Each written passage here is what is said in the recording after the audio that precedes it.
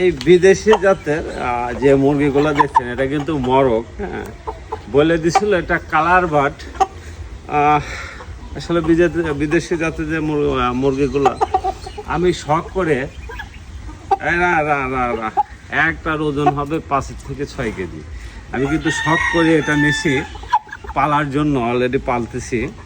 তো আসলে 10 পিস বাচ্চা নিয়েছিলাম যে প্রথম অবস্থায় একটু পরীক্ষিত করে দেখি আপনার কেমন লাভ হয়। তবে এটা কিন্তু আপনারা বাণিজ্যভাবে নিতে পারেন বা বড় খামার করতে পারেন। 3টা হলে একটা ছাগলের ওজন হবে, বিষয়টা কিন্তু এটাই বাস্তব যে 3টা হলে একটা ছাগল হবে, কারণ 7-8 কেজি করে ওজন হয়। আবার এগুলো যে মুরগিগুলো রয়েছে এগুলো কিন্তু ডিম দেয়।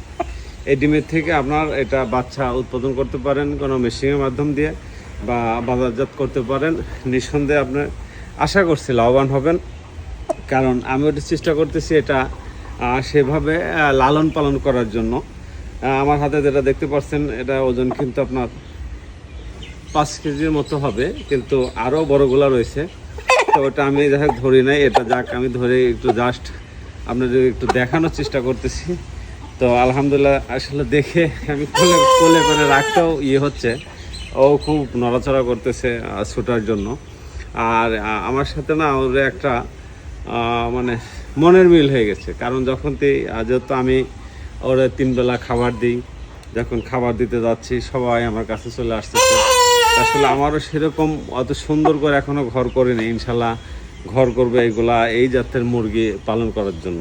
অনেক সময় দেশি মুরগি পালন করে অনেক লং সময় লাগে, বড় হয় না। আর এটা কিন্তু আপনার অতি দূরত্ব বড় হয়। এটার বয়স কেবল আপনার 2 মাস, এটার বয়স 2 মাস। আশা করি যখন আপনার আশা করি যখন আপনার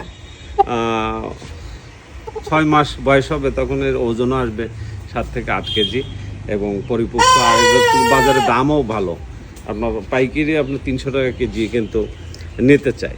তো সবাই বাণিজ্যভাবে অবশ্যই এটা করতে পারেন, আমি করতেছি, পাশাপাশি আপনারাও করতে পারেন। সবাইকে ধন্যবাদ, ভালো থাকবেন।